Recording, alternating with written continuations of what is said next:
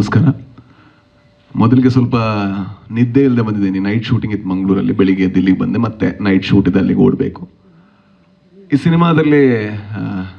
ಸಿನಿಮಾದಲ್ಲಿ ಒಬ್ಬ ಶೋಷಕ ವರ್ಗದಲ್ಲಿರುವಂತಹ ಒಬ್ಬ ಅಧಿಕಾರವನ್ನು ಎಂಜಾಯ್ ಮಾಡುವಂಥ, ಅದಕ್ಕೆ ಯಾವ ಎಕ್ಸ್ಟೆನ್ಷನ್ ಕೂಡ ಹೋಗುವಂಥ ಒಬ್ಬ ವ್ಯಕ್ತಿಯ ಪಾತ್ರ. ನಾವೆಲ್ಲರೂ ಕೂಡ ಅದೇ ಎಲ್ಲೋ ಒಂದು ಕಡೆ.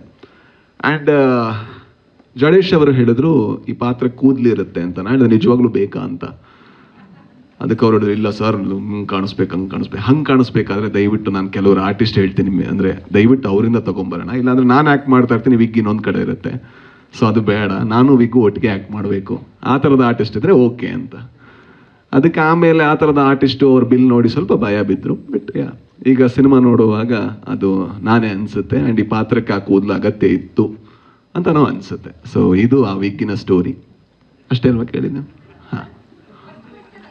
ಹಾಂ ಎರಡನೇ ಪ್ರಶ್ನೆ ಇದೆಯಲ್ಲ. ಮೊದಲಿಗೆ ನಾನು ಈ ಸಿನಿಮಾ ಮಾಡೋದಕ್ಕೆ ಮೊದಲ ಕಾರಣ ಜಡೇಶ್ ಅವರು. ಅಂದರೆ ನಾನು ಯಾವತ್ತೂ ಕೂಡ ಒಬ್ಬ ನಿರ್ದೇಶಕ ಗೆಲ್ಲಬೇಕು, ತುಂಬ ದೊಡ್ಡ ಮಟ್ಟಕ್ಕೆ ಗೆಲ್ಲಬೇಕು. ಯಾಕಂದ್ರೆ ನಾವೆಲ್ಲ ನಿರ್ದೇಶಕರು, ನಮಗೆ ಗೊತ್ತು ಎಷ್ಟು ಕಷ್ಟ ಅಂತ. ನಾವು ಸಿನಿಮಾ ಮಾಡಿ ಮನೆಗೆ ಹೋಗ್ತೀವಿ, ಡಬ್ಬಿಂಗ್ ಮಾಡ್ಬೇಕಾದ್ರೆ ಮತ್ತೆ ಬರಬೇಕಾ ಅಂತ ಕೇಳ್ತೀವಿ, ಪ್ರಮೋಷನ್ ಬೈಕೊಂಡು ಬರ್ತೀವಿ.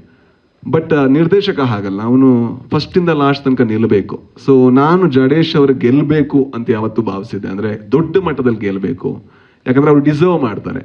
ಹಾಗಾಗಿ ನಾನು ಹೇಳಿದೆ ಈ ಸಿನಿಮಾ ನಾನು ಮಾಡಿದ್ರೆ ನಿಮಗೋಸ್ಕರ ಮಾಡ್ತೀನಿ, ಯಾಕಂದರೆ ನೀವು ಗೆಲ್ಲಬೇಕು ಅನ್ನೋ ಕಾರಣಕ್ಕೋಸ್ಕರ. ಯಾಕಂದರೆ ಏನಾಗುತ್ತೆ, ಕೆಲವು ಸಲ ನೆಗೆಟಿವ್ ರೋಲ್ ಮಾಡಿದಾಗ ಅದು ಬರೀ ಪ್ರಮೋಷನ್ ಮಾತ್ರ ಸೀಮಿತ ಆಗುತ್ತೆ. ಬಟ್ ಇದರೆಲ್ಲ ಆ ಥರ ಇರಲಿಲ್ಲ. ಈ ಪಾತ್ರಕ್ಕೆ ಬಹಳ ಒಂದು ಅಸ್ಮಿತೆ ಇದೆ. ಅಂದರೆ ಅವನಿಂದನೂ ಕತೆ ಮುಂದುವರಿಯುತ್ತೆ.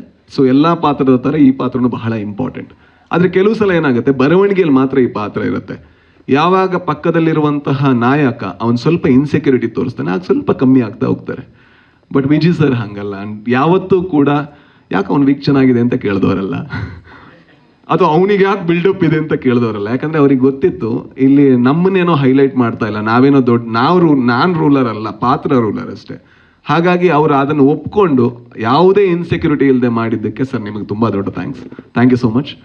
ಆ್ಯಂಡ್ ಜೊತೆಗೆ ನಿರ್ಮಾಪಕರಿಗೆ, ಅಂದರೆ ಒಂದು ಕನ್ನಡ ಸಿನಿಮಾನ ಮಾಡೋದು ಕಷ್ಟದ ಕೆಲಸ. ಅಂದರೆ ನಾವು ಹಲವಾರು ಅಡಚಣೆಗಳನ್ನು ನಾವು ಎದುರಿಸ್ಬೇಕು, ಮುಂದುವರಿತಾನೆ ಇರಬೇಕು. ಸೊ ನಮಗೆ ಎಷ್ಟೇ ಕಷ್ಟ ಆದರೂ ಕೂಡ ಇಲ್ಲಿ ತನಕ ಸಿನಿಮಾ ತಗೊಬಂದಿದ್ದೀರಾ. ಆ್ಯಂಡ್ ನಾನು ಯಾವತ್ತೂ ಭಾವಿಸೋದು, ನಾನು ಅಥವಾ ಯಾರಾದರೂ ಕನ್ನಡ ಸಿನಿಮಾಗಳನ್ನ ಯಾರೆಲ್ಲ ಮಾಡ್ತಾರೆ ಅವರೆಲ್ಲ ಗೆಲ್ಲಬೇಕು. ಅಟ್ಲೀಸ್ಟ್ ಹಾಕಿದ್ದಕ್ಕಿಂತ ₹1 ಜಾಸ್ತಿ ತಗೊಂಡು ಹೋಗಬೇಕು. ಇದು ಹಾಕಿದ್ದಕ್ಕಿಂತ ಡಬಲ್ ತ್ರಿಬಲ್ ಇನ್ನೂ ಜಾಸ್ತಿ ತಗೊಂಡು ಹೋಗಲಿ. ಆ್ಯಂಡ್ ವಿಜಯ್ ಸರ್ ಜೀವನದಲ್ಲಿ ಅತೀ ದೊಡ್ಡ ಸಿನಿಮಾ ಆಗಲಿ ಅಂತ ನಾನು ಪ್ರೇ ಮಾಡ್ತೀನಿ. ಆ್ಯಂಡ್ ಜಡೇಶ್ ಸರ್ ಒಳ್ಳೇದಾಗಲಿ ನಿಮಗೆ. ನಾನು ಹೈಯೆಸ್ಟು, ಅಂದರೆ ಇವರೆಲ್ಲ ಹೇಳಿದ್ರಲ್ಲ ಬ್ರದರ್ ಥರ ಟ್ರೀಟ್ ಮಾಡಿದ್ರು, ಬ್ರದರ್ ಥರ ಡೈರೆಕ್ಷನ್ ಟೀಮ್ ಹತ್ರ ಕೇಳಿದ್ರೆ ನಾನು ಎಷ್ಟು ಜಗಳ ಮಾಡಿದ್ದೀನಿ ಅಂತ ಅವ್ರು ಹೇಳ್ತಾರೆ. ಸೊ ನಾನು ಜಗಳನೂ ಮಾಡ್ತೀನಿ, ನಾನು ಬ್ರದರ್ ಥರ ಟ್ರೀಟ್ ಮಾಡೋದು ಮಾತ್ರ ಅಲ್ಲ. ಒಂದು ಹೈಯೆಸ್ಟ್ ಶ್ರೀಕಾಂತ್ ಹತ್ರ, ಇಲ್ಲಿ ನನ್ನ ಶ್ರೀಕಾಂತ್ ಮಗ ಯಾಕೋ ಇಷ್ಟು ಉದ್ದ ಡೈಲಾಗು ನನಗೆ. ಅಂದರೆ ಡೈಲಾಗ್ ಅಂದರೆ ನನಗೆ ಸ್ವಲ್ಪ ಕಷ್ಟ ಆಗ್ತಾಯಿತ್ತು. ನಾನು ಬರೆದಿರುವಂಥ, ಅಂದರೆ ನಾನು ಇಡೀ ಗರುಡ ಗಮನ ಸಿನಿಮಾ 60 ಪೇಜಿಗೆ ಬಂದರೆ ಇದು ಮೇ ಬಿ ಒಂದು 2-3 ಸೀನ್ ಕೇಳಿದ್ರೆ ಒಂದು 10 ಪೇಜಿಗೆ ಬರ್ತಾಯಿತ್ತು. ನಾನು ಹೇಳಿದೆ ಗುರು ಇದು ಬೇಡ ಗುರು, ಇಷ್ಟು ಡೈಲಾಗು ಬೇಡ ಇದು ಹೇಳಿದ್ದೀನಿ, ಆ ಸೀನಲ್ಲಿ ಅದನ್ನೇ ಹೇಳಿದ್ದೀನಿ, ಈ ಸೀನಲ್ಲಿ ಅದನ್ನೇ ಹೇಳಿದ್ದೀನಿ, ಜಗಳ ಆಡ್ತಾ ಇದ್ದೆ. ಬಿಕಾಸ್ ಫೈನಲಿ ನಾವೇನು ಮಾಡ್ತಿದ್ದೀವಿ ಅಂದರೆ ನಾವೆಲ್ಲರೂ ಕೂಡ ಒಂದೇ ಗೋಲಿಗೆ ಕೆಲಸ ಮಾಡ್ತಾ ಇದ್ದೀವಿ. ಆ ಗೋಲ್ ಏನು ಅಂತ ಹೇಳಿದ್ರೆ ಈ ಸಿನಿಮಾ ಆದಷ್ಟು ಒಳ್ಳೆ ಸಿನಿಮಾ ಆಗಬೇಕು. ಯಾಕಂದರೆ ಎಲ್ಲ ಟೈಮಲ್ಲಿ ಈ ಅವಕಾಶ ಸಿಗಲ್ಲ. ಅಂದರೆ ಅಂದರೆ ವಿಜಯ್ ಸರ್ ಇರ್ಬೋದು, ಭಾವನಾ ಅವರಿದ್ದಾರೆ, ಜೊತೆಗೆ ನಮ್ಮೆಲ್ಲ ಹುಡುಗರಿದ್ದಾರೆ, ಮಿತ್ರಾ ಸರ್ ಇದ್ದಾರೆ, ಗೋಪಾಲಕೃಷ್ಣ ದೇಶಪಾಂಡೆ ಅವರಿದ್ದಾರೆ, ಆಮೇಲೆ ರಿತನ್ಯ ಇದ್ದಾಳೆ, ಜೊತೆಗೆ ಮಗ ನೀನಿದೆಯಾ, ನೀನಿದೆಯಾ. ಸೊ ಇವರೆಲ್ಲ ಇರ್ಬೇಕಾದ್ರೆ ಆ ಸಿನಿಮಾ ಗೆದ್ದರೆ, ಒಂದು ಕನ್ನಡ ಸಿನಿಮಾ ಆಗಿ ಗೆದ್ದಾಗ ಒಂದು ದೊಡ್ಡ ಲಾಭ ಇದೆ. ರಚಿತಾ ರಾಮ್ ಅವರಿದ್ದಾರೆ, ಆಮೇಲೆ ಬೈಬೋದವರು. ಸೊ ಎಲ್ಲರೂ ಇದ್ದಾಗ ಒಂದು ಸಿನಿಮಾ ಗೆದ್ದರೆ ತುಂಬ ಲಾಭ ಇದೆ. ಸೊ ಈ ಸಿನಿಮಾ ಗೆಲ್ಲುತ್ತೆ ಅಂತ ನಾನು ಭಾವಿಸ್ತೀನಿ. ಜೊತೆಗೆ ಮಾಸ್ತಿ ಅವರು ಬಹಳ ಚೆನ್ನಾಗಿ ಬರೆದಿದ್ದಾರೆ ಸರ್ ಡೈಲಾಗು. ಸೊ ಒಳ್ಳೇದಾಗಲಿ ಎಲ್ರಿಗೂ ಕೂಡ, ಅಷ್ಟೇ. ಕೋಲಾರ ಸ್ಲ್ಯಾಂಗ್ ಬಗ್ಗೆ ಸರ್. ಕೋಲಾರ ಸ್ಲ್ಯಾಂಗ್ ಮಂಜ ಇಲ್ಲಿ ಅವನು ಈ ಮಗ ನೀನು ಒಂದು ಡೈಲಾಗು ಇಲ್ಲಿ ನಮಸ್ಕಾರಗಳು ಅಲ್ಲಿ ಮುಗಿದಿತ್ತು, ಆಮೇಲೆಲ್ಲ ಬೆಂಗಳೂರಲ್ಲೇ ಬಂತಲ್ಲ ಮಗ.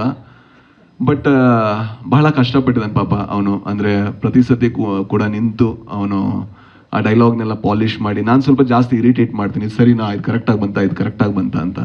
ಸೊ ಥ್ಯಾಂಕ್ ಯು ಮಗ. ಅಂದರೆ ನನಗೆ ಗೊತ್ತಿಲ್ಲ ನಿಜವಾಗ್ಲೂ ಕರೆಕ್ಟಾಗಿ ಬಂದಿದೆಯಾ ಅಂತ. ಥ್ಯಾಂಕ್ ಯು ಮಗ, ಥ್ಯಾಂಕ್ ಯು. ಜೊತೆಗೆ ಒಬ್ಬ ಟೆಕ್ನಿಷಿಯನ್ ಹೆಸರು ಹೇಳಲೇಬೇಕು, ಬಹಳ ನನಗೆ ಖುಷಿ ಕೊಟ್ಟಂಥ ಟೆಕ್ನಿಷಿಯನ್ ಸ್ವಾಮಿ ಅವರು ತುಂಬ ಕೆಲಸ ಮಾಡಿದ್ದಾರೆ ಈ ಸಿನಿಮಾಗೆ. ಅಂದರೆ ಅವರು ದುಡ್ದಂಥ ರೀತಿ ಇದೆಯಲ್ವಾ, ನಂಗೆ ಬಹಳ ಖುಷಿ ಆಯಿತು. ಸ್ವಾಮಿಗೂ ಬಹಳ ಒಳ್ಳೇದಾಗಲಿ ಅಂತ ಕೇಳ್ತಾ ಅಷ್ಟೇ ಅಲ್ವಾ? ಬೇರೆ ಹೆಸರು ಮಿಸ್ ಮಾಡ್ದ ಇಲ್ಲ ಅಲ್ವಾ? Thank you so much.